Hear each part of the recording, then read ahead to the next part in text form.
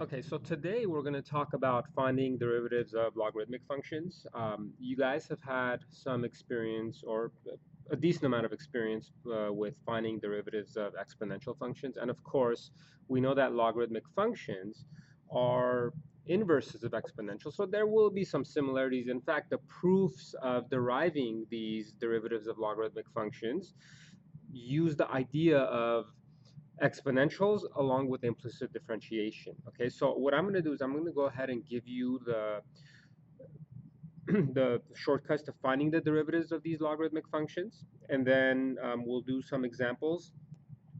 And of course, remember the rules of differentiation apply to all types of functions. So if I need to use the chain rule or the product rule and so on, we'll probably notice it as we're working through these derivatives. Okay, so let's kind of define what we have here. So for the logarithmic functions, we take the derivative with respect to x of log base a of x. So the derivative of log base a of x is equivalent to 1 over x ln of a.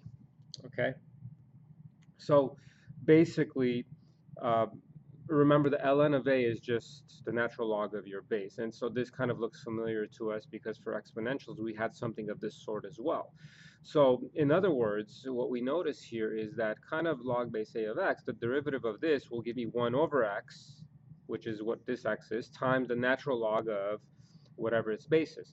Now, one thing I want to point out here is that so I guess my question to you is, in fact, you should think about this, and then we'll talk about it. Um,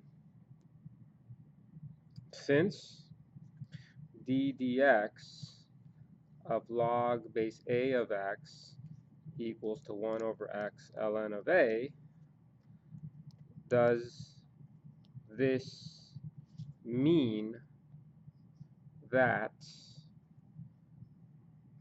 log base a of x has, or let's say is, differentiable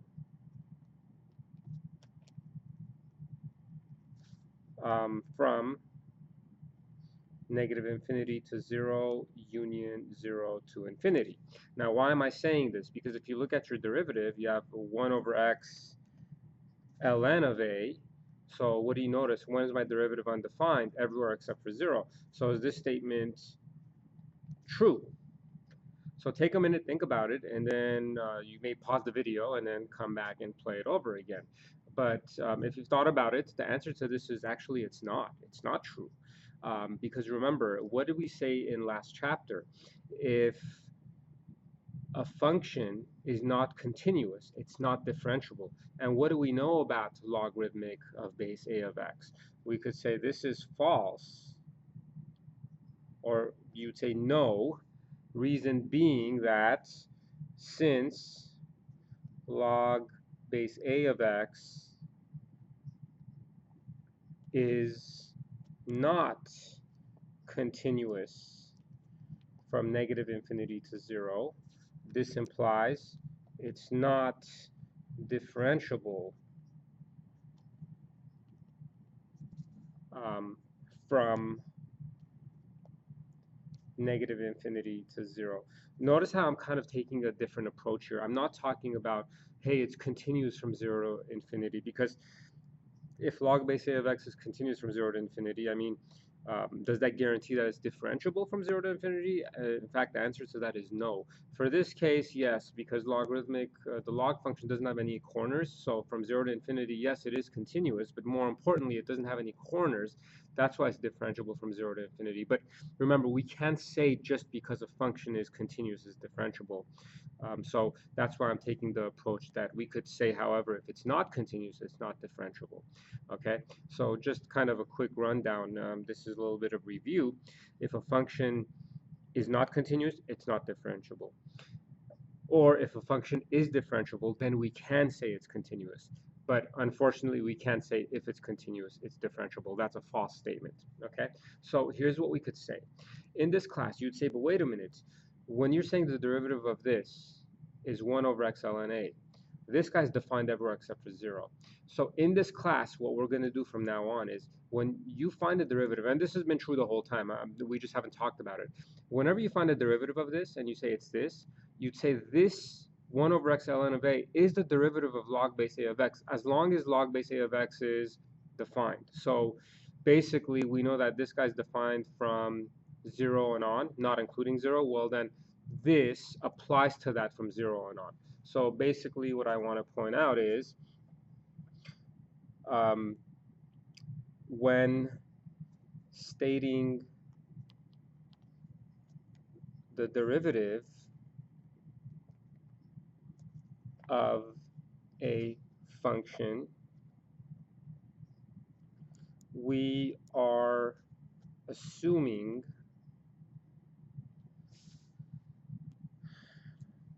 that it is the derivative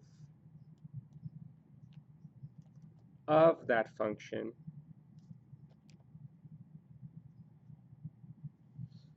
wherever it exists. Okay, so just to kind of point that out, to come back, so we're basically saying we are just taking this derivative. This is the derivative of log base a of x as long as log base a of x has a derivative. So for example, coming back up here, you don't need to make a statement when x is greater than 0, although we're assuming that that's the case. Okay, so if you say this is the derivative of that, you're saying it's only the derivative of that as long as it's defined. Okay, so you don't have to worry about specifying when it's defined. Okay, we're under the assumption that that's how it is. Okay, so now let's move on to finding the derivative of ln of x, which this is even better log base a, which it still follows the same rule as what we put up here. So let me just write the original one. So what is it that we said earlier? I'm just going to write it off to the right. We said that the derivative with respect to x of log base a of x is 1 over x ln of a. And see, this is a logarithmic function also, but the base is e. And remember, I think I've made it clear here, I love that number e because it just makes things so much easier for us. So think of it this way. ln is the same thing as log base e. So if you follow this rule, what do you get? You get the derivative of ln of x to be 1 over x times ln of your base, and the base of this is e, so it'll be ln of e. And we all know that the ln of e is 1, so then the good news is the derivative of ln of x is just simply 1 over x, which once again, look at how much nicer this looks than that. They both follow the same rule, except we kind of give special attention to natural log because it just makes our life so much easier, okay? And you'll see that ln is going to be something that we'll use more often than log of some other base, okay? Because if it's up to us, we'd rather do this because the derivative of ln of x is 1 over x. This is 1 over x ln of a, so that looks simpler. And once again, remember, this is only 1 over x as long as x is greater than 0. So as long as this guy's defined, this works for that. So you could see that from 0 down, this isn't defined. So you don't have to state when x is greater than 0. We're already assuming that this applies to that when x is greater than 0, which also takes us down to this. If I were to say, what's the derivative with respect to x of ln of x, ln of absolute value of x? And see, we've always in this class broken this up into a piecewise, which you can, and we'll see that that's basically what happens here. How we get to this, it basically just becomes 1 over x, which is the same thing as that. However, what's the difference? See, over here, x can't be negative numbers. Over here, x can be negative numbers. So this is actually defined in more places. So that's kind of what's going on here. So when you have the ln of absolute value of x, the derivative of that, it just becomes 1 over x again. Okay, so we don't have to worry about saying, oh, what is the derivative of ln of absolute value of x? It just becomes 1 over x. And you could see this, by the way, if you're wondering, you could see this by breaking ln of x into a piecewise function and working it out, and you'll see how you get this 1 over x. Okay, so I could leave that up to you to verify, and if you have a question on it, feel free to ask me. Okay, so just to kind of give you a quick rundown, what are the two important things we've learned so far? We're going to put them to use. And you don't have to write this. I'm just kind of writing it down so we can box it and say this is the main point right here. So log base a of x is 1 over x ln of a. So these are the two derivatives that we are going to be working with. Okay, so let's just do a few examples, and then that'll basically wrap up this section. So for example 1, let's say f of x is ln of, let's pick, I don't know, cosine of x. We could say find f prime of x. Okay, so f prime of x. If you look at this, so once again, before I find a derivative, I'm kind of going to just summarize what I'm going to do. So this is definitely the chain rule. We could see the outside function is my natural log, the inside function is my trig function of cosine of x. So f prime of x will just be what? The derivative ln will just be, the derivative ln of who cares will be 1 over who cares. So it'll be 1 over cosine of x. So times the derivative inside, which, what is the derivative of cosine of x? Which is negative sine x. Okay, so I applied the chain rule here. Now, just remember, if this x was something other than x, we would have to go even further in for the chain rule. For example, if this was a 2x, and I'd have to say times 2, okay? But then this becomes negative sine x over cosine x, and if you want to simplify it, you can call it negative tangent of x. So this was actually something really cool if you think about it. We started off with the natural log of cosine of x, we found its derivative, and we found out, hey, we get negative tangent of x, which this kind of describes the derivative of that, okay? All right, and remember, this guy only is the derivative of that as long as this guy's defined. So keep that in mind, because cosine could give you an output that's 0 and negative, but we don't want those. So you don't have to specify that. We're assuming that to be the case, okay? So let's look at our second example. If I say f of x equals to log base 2 of, let's say, 1 over, or let's say x over x squared plus 1. Okay, so to find f prime here, we are going to just, once again, use the chain rule. Okay, and the chain rule would be what? The derivative of the outside, which would be 1 over, whatever this is, I'm not touching that right now, x over x squared plus 1 times the ln of your base, which is 2.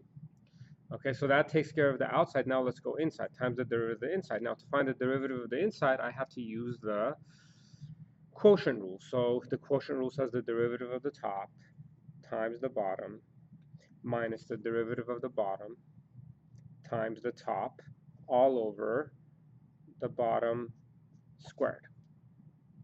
Okay, so now we could simplify this. Actually, it should open up pretty nicely, because what do I have here?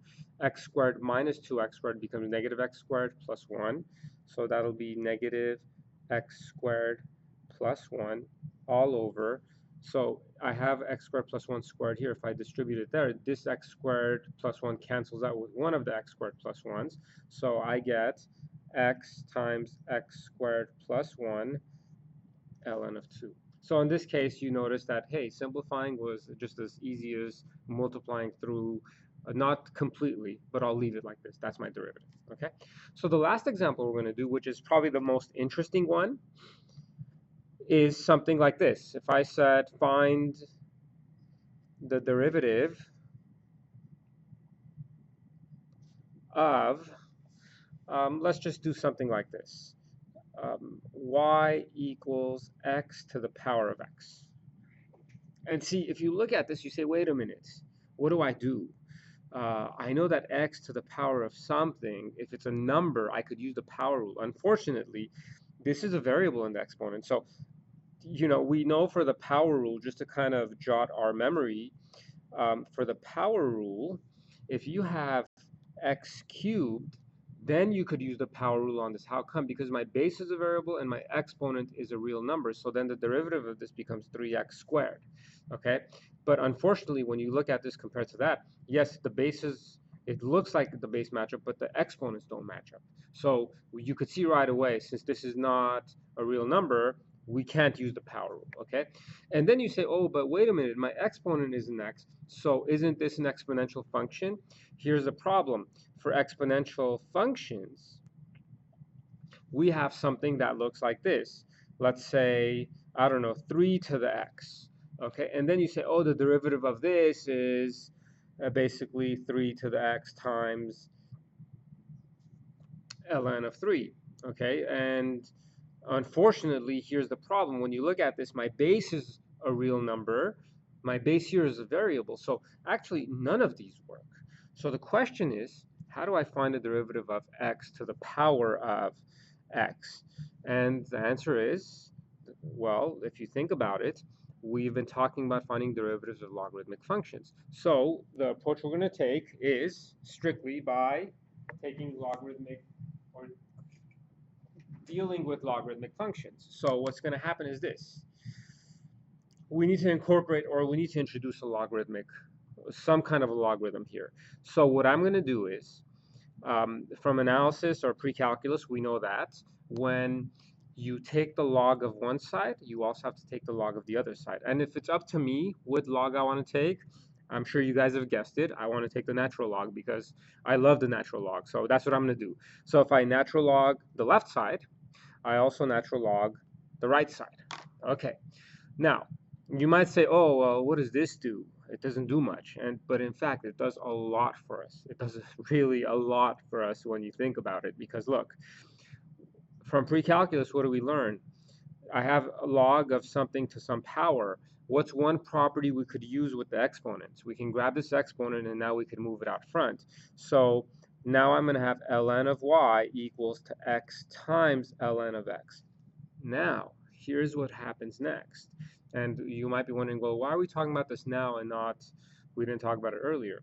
The problem is, if you look at the right side, if I say find the derivative of this, I'm sure you've already guessed it by now, you'd use the product rule, which that's actually really nice. See, now you could find the derivative of this. X to the x, we couldn't find a derivative of, but this guy we could find a derivative of. And in the left side, we have a ln of y. How do I find a derivative of this? Well, the way you'd find a derivative of this is you would use implicit differentiation, because notice how you have kind of an outside function and an inside function. So you have to say the derivative of the outside times the derivative of the inside. And remember, y is my dependent variable, so the derivative of y, we call it y prime. So implicit differentiation on the left side, and the right side is kind of explicit because the x's are on one side, but we're basically just finding the derivative of both sides. So let's find the derivatives now. So ln of y will have derivative of 1 over y times y prime. So it was the derivative of the outside, which is just 1 over whatever this is, times the derivative of the inside, which the derivative of y is y prime, equals. Now we come over here. Now we're going to use the product rule. So the derivative of the first, which is 1, times the second, plus the derivative of the second, which is 1 over x, times the first. Okay, now once you do this, you could now solve for y prime. Okay, now something a little interesting is going to happen here, because you're going to notice that once you solve for y prime, you're going to have the right side in terms of y's and x's. And when we used implicit differentiation, we found out that that's okay. You know, it's okay to have things in terms of y's and x's. But in this case, we'll be able to write everything in terms of x, and you'll see what I mean in a minute. So we have 1 over y times y prime equals 2.